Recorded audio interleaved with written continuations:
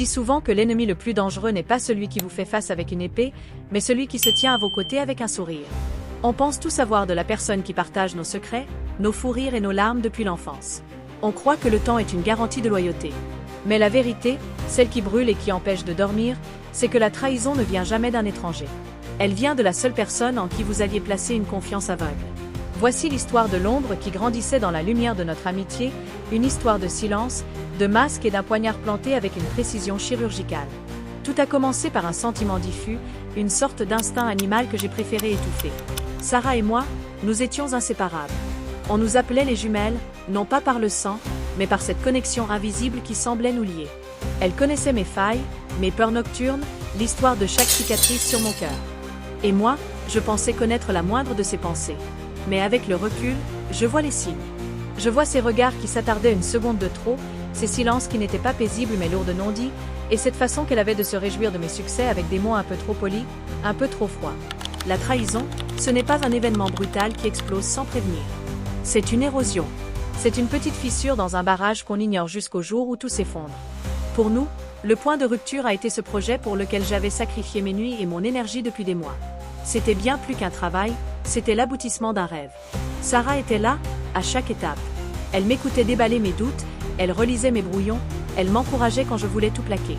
Du moins, c'est ce que je croyais. En réalité, elle ne faisait pas que m'écouter. Elle prenait des notes. Elle cartographiait mes idées pour mieux se les approprier. Le jour de la présentation, le ciel était d'un bleu éclatant, une ironie cruelle quand on sait ce qui m'attendait. Je suis entrée dans cette salle de conférence avec la certitude que mon heure était venue. Mais quand j'ai vu les visages fermés des décideurs, quand j'ai entendu que le projet avait déjà été déposé sous un autre nom, le monde s'est mis à tanguer. Le nom sur le dossier, c'était le sien. Sarah n'avait pas seulement volé mon travail, elle avait volé ma voix, mon identité et des années de labeur, le tout avec une froideur terrifiante. Elle m'a regardé droit dans les yeux, sans ciller, sans une once de regret. À ce moment-là, j'ai compris que la personne en face de moi était une étrangère qui portait le visage de ma meilleure amie. On se demande toujours comment on a pu être aussi aveugle. On refait le film 1000 fois. On se rappelle ce soir de pluie où elle a posé des questions si spécifiques sur mes sources, ce déjeuner où elle a insisté pour avoir accès à mes fichiers sous prétexte de m'aider. Chaque geste de gentillesse passé se transforme en une manipulation calculée. C'est là que la douleur est la plus vive. Ce n'est pas la perte du projet, c'est la réalisation que chaque moment de complicité était peut-être une mise en scène. Que chaque « je t'aime » était un mensonge destiné à maintenir ma garde baissée. Le plus dur dans la trahison d'une meilleure amie, ce n'est pas la colère, c'est le vide. C'est ce réflexe de vouloir l'appeler pour lui raconter ce qui nous arrive, avant de réaliser, dans un sursaut de douleur, que c'est elle qui nous a brisés. Le deuil d'une amitié est parfois plus long que celui d'un amour, car il touche aux fondations même de notre sécurité émotionnelle.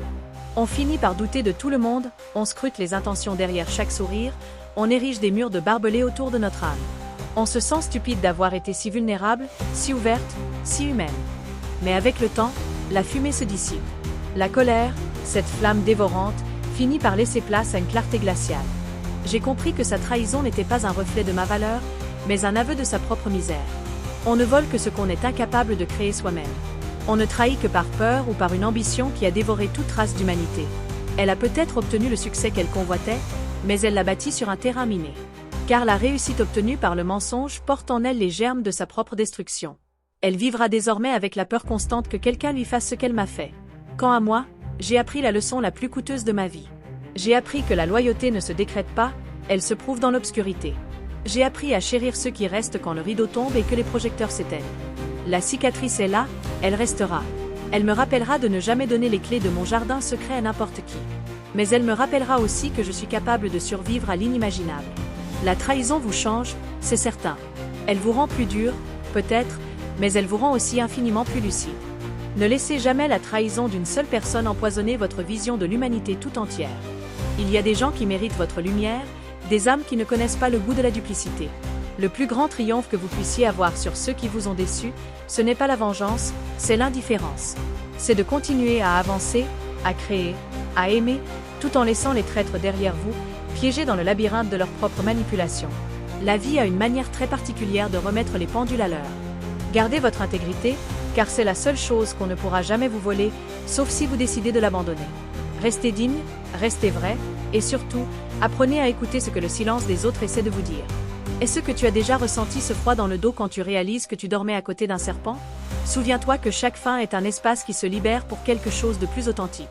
Serre les dents, sèche tes larmes et regarde devant toi. Le chemin est long, mais au moins, tu le parcours désormais avec les yeux grands ouverts.